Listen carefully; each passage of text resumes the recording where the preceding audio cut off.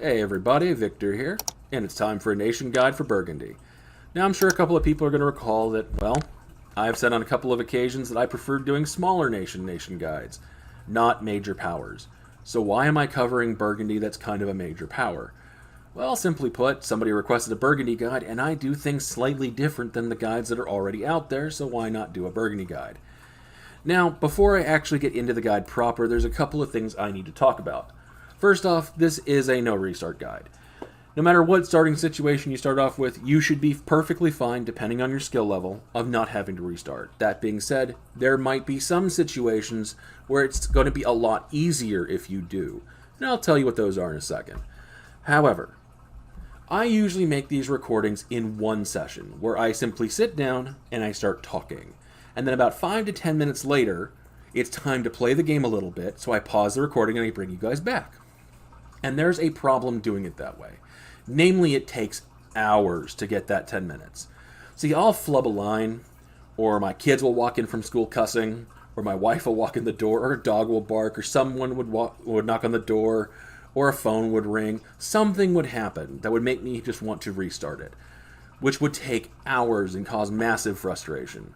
So instead of doing that, I'm going to be slicing in videos where I'm saying things correctly, so you'll notice that there might be some change. I just wanted to point out what's going on now so you guys are aware of why I'm doing it, because this will make it a little bit easier for me to get more guides out for you guys. Now, with all of that being said, let's go ahead and begin. The beginning part of this guide is going to be a step-by-step instruction on how to have the best possible start as Burgundy, so simply follow along and you guys should be fine. First thing you need to do is simply set your rivals. You will always rival France, you will always rival England. Simply put, you have to either ally or rival them for this mission, and if you ally them, you're stopping half of your expansion opportunities before you join the HRE. Because the only options you have is either west into France or north into England, because you can't take on Austria in the HRE yet. So, do not ally either one of them or you're shooting yourself in the foot.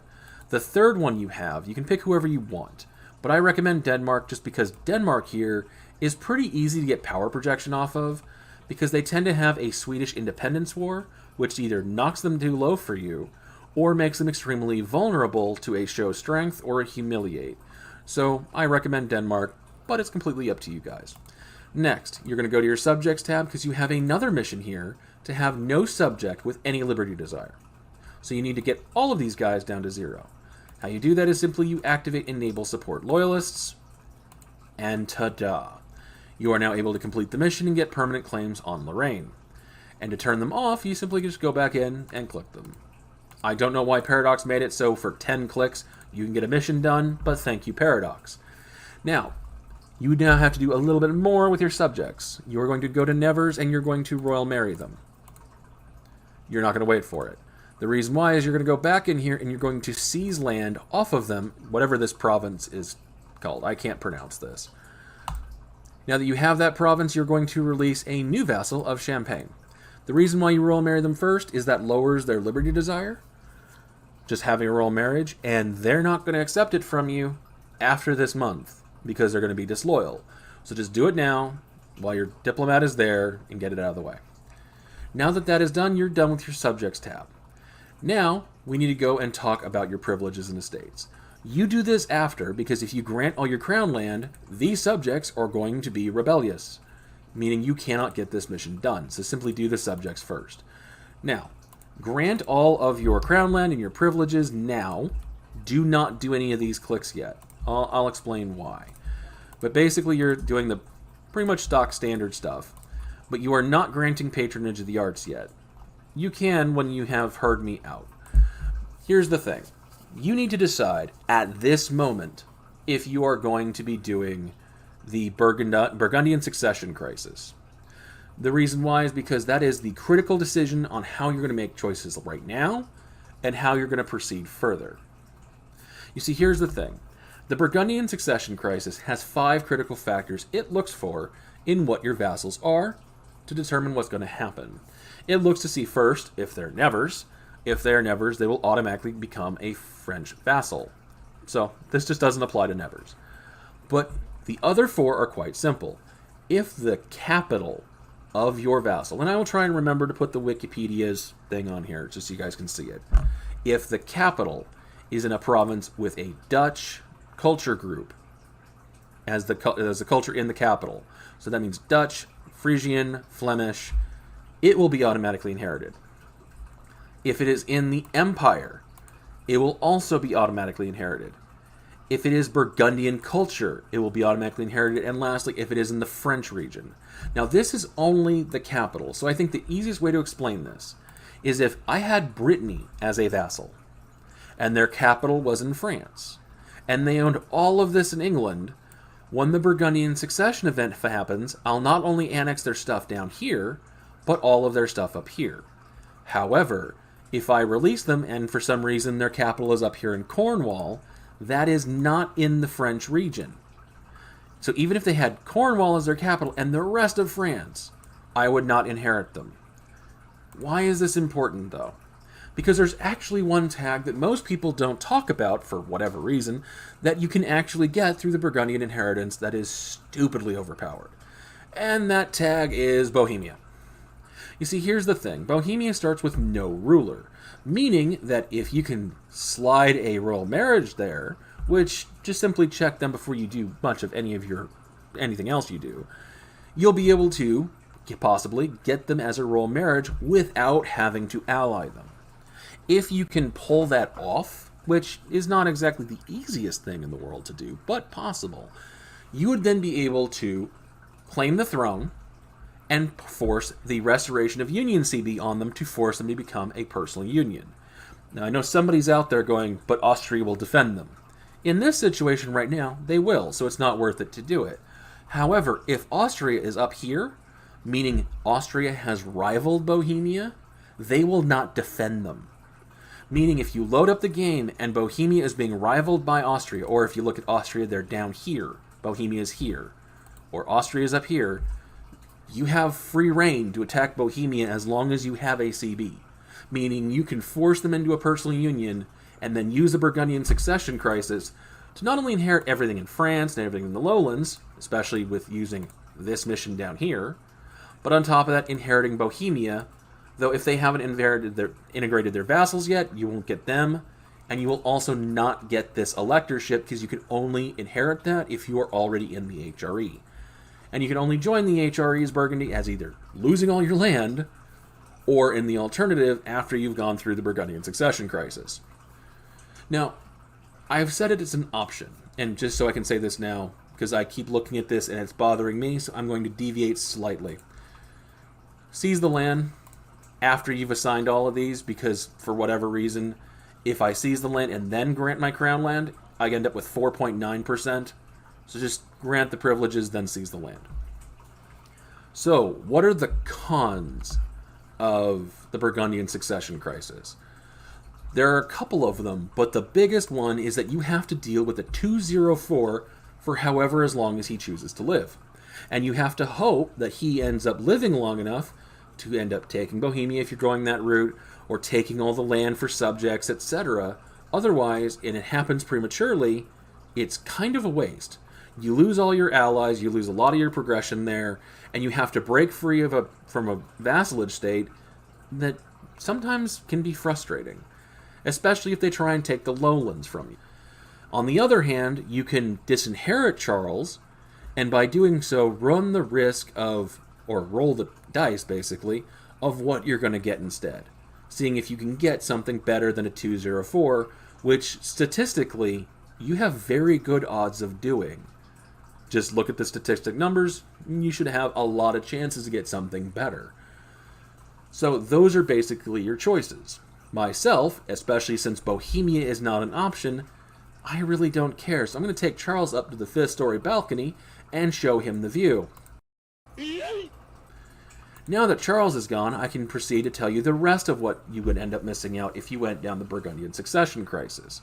Specifically, there is a diet mission, and we will see if it ends up coming up. It looks like it did not. Instead, I got a free claim on Caen, which is fine, because I aim to take Caen very soon. So I'm going to go ahead and take this. But the other one is actually based on your prestige. You see, if you have between, I believe it's 0 and 10 prestige, you can get a mission to get 30 prestige. And by doing so, you'll get 50 admin. Not bad. If you have between, I believe it is -10 or -20 and -10, it'll tell you to get to 10 prestige for 50 admin. Again, not bad. But how low I'm at right now, that -43, if it populates the prestige mission, it says just to get to 0, and if I can, I get a free stability point.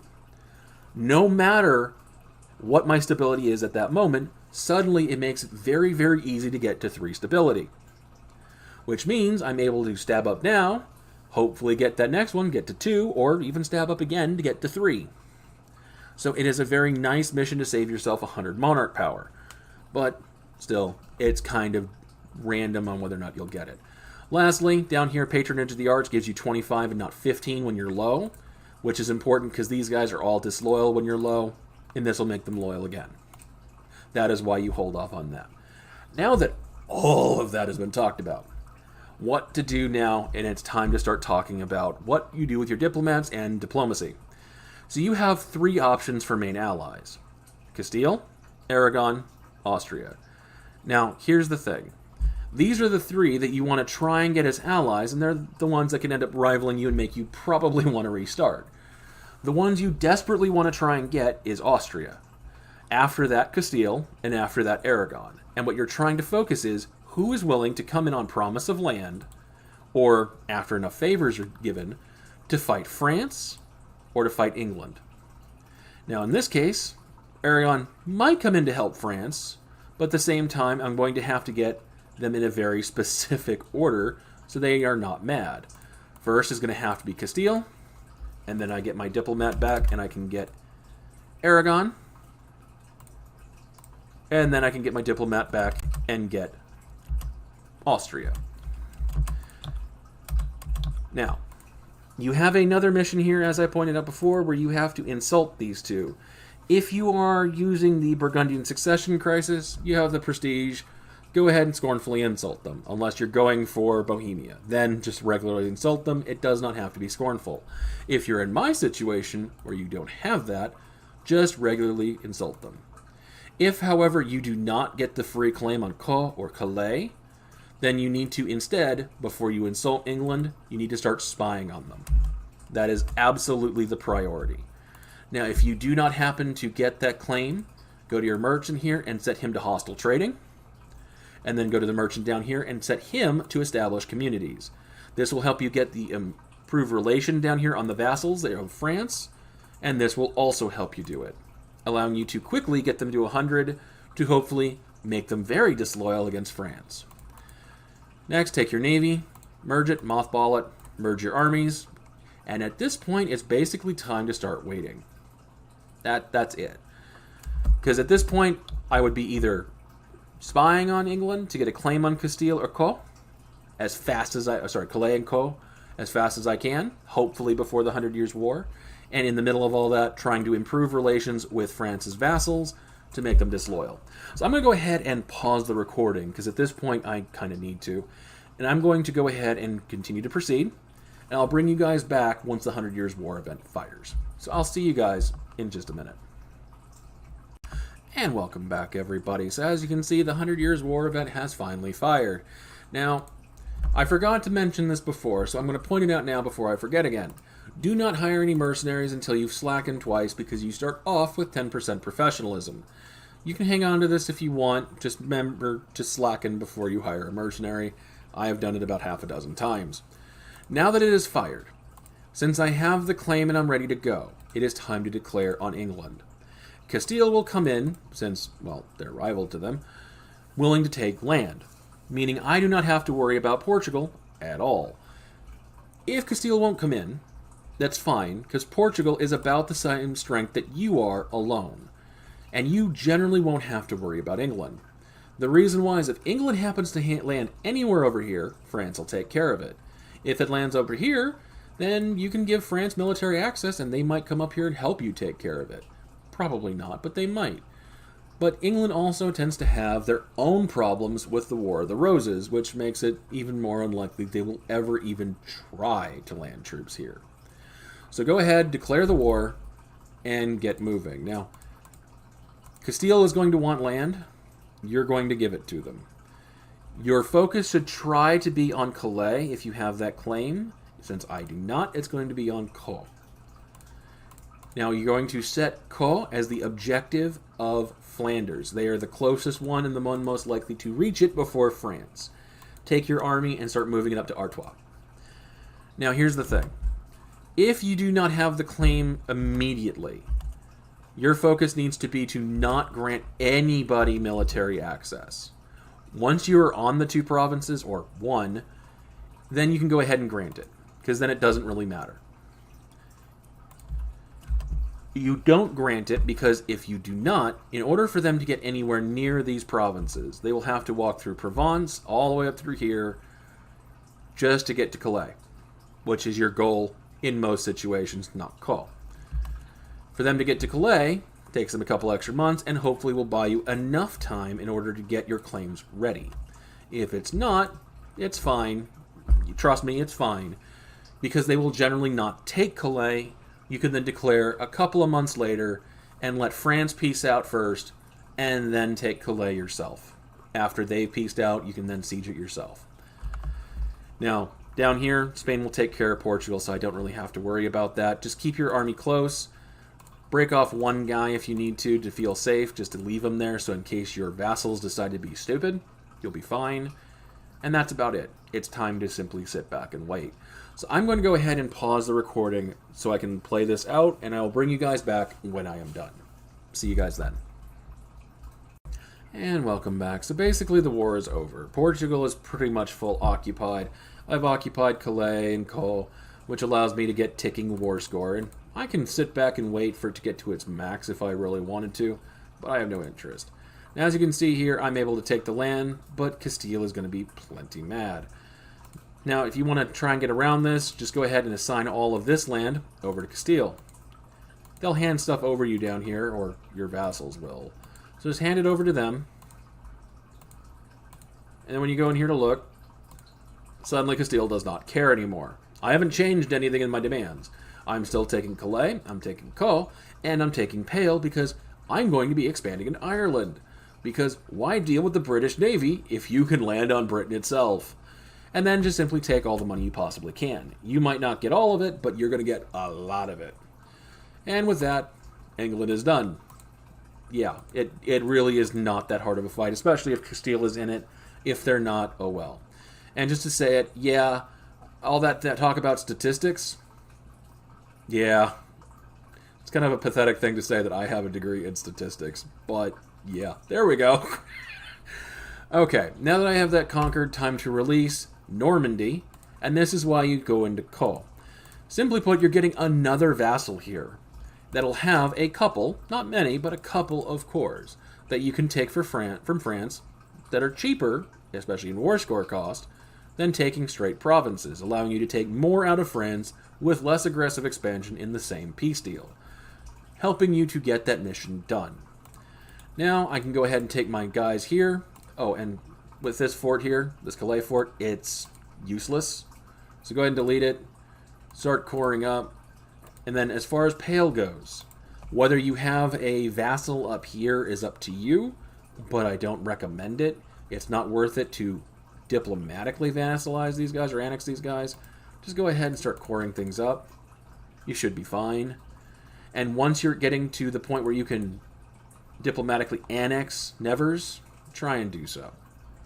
So at this point, it is time to start expanding into Ireland while I wait for Austria, Aragon, and Castile to get enough favors where they will come in and help me take care of France. So I'm going to go ahead and pause the recording again while I expand into Ireland, consolidate, take my time, and make certain that, well, I'm plenty strong and I have allies that'll come in and take on France. So I'll see you guys in just a little bit. And welcome back, everybody. So Ireland is on pause right now because it is time to attack France.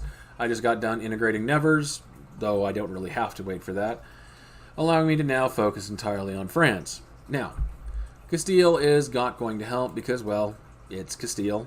They're always kind of annoying. And I'm going to go ahead and just reconquer these cores allowing me to move in and get that mission done as quickly as possible. Now, if you look, I'm going to massively outnumber him. If I did not have Aragon, it's going to be a close fight. But this is good enough for me. Now, I do want to say something before I end up launching this invasion. Now, if you look at these two forts, they're both maintained, but sometimes, because the AI is programmed to deactivate forts that are on a border, or sorry, deactivate forts that are not on a border, if these troops were not here, for whatever reason, Chartres here might not have a fort, or at least not have an active one. If you look further south, you might see another fort down here that's deactivated, just because it assumes, well, it's not on the border and another fort protects it, notably, Caen. So just be sure to check to see if that is the case. If not, it's fine. Just go ahead and declare. In this case, I'm going to go ahead and call in these two guys, and I'm going to make a war goal for Caen. So I'm going to go ahead and declare. I'll see you guys in just a second after I'm done making France have an incredibly bad day. See you soon. Hey everybody, so unfortunately I had to throw away the recording where I went through the peace deal and peaced out, so I'll simply tell you what happened. I ended up getting the cores back for my two vassals, so now I can integrate them, because now they're useless, and I ended up taking enough land to reach down to La Marche, which gave me Gascony, which has all of these cores. So after you've done this, and you keep expanding through France, and through Scotland, and then eventually England, you will eventually get to the Age of Reformation. Now, one of the events that a lot of people don't see, because they usually go down the Burgundian succession crisis, is that your vassals up here, one of them will inherit the other two, as long as you let them, and the event is called Dutch Nobility Demand the General Estates. What this does is Holland, or the other two, will inherit the other two, and then form the Netherlands.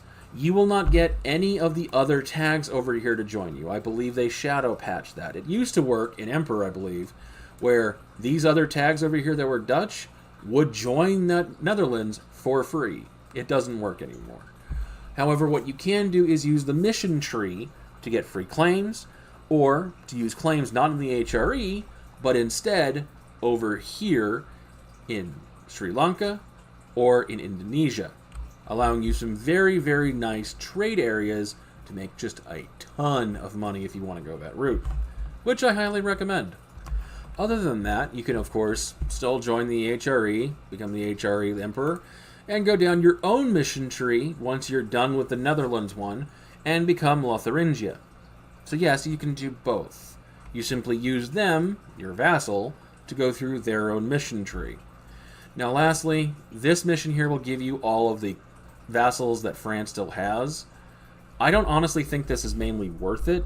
The only one that's actually going to be of any value to you would be Orléans. So hopefully they're the ones that end up being the last one that is integrated, and you can grab them, because they just have these two provinces up here, and those ones I believe, oh, and this third one down here, because all the other ones are pretty much going to be taken care of by Gascony, and these two provinces are not really that worth it. So it's not much aggressive expansion, just take them. So that is when you do that. You simply wait on this. If you have the Burgundian succession crisis, accomplish the requirements of this mission as soon as you can, so that the moment your Burgundian succession fires, you can click this button, take them over, and then instantly integrate them.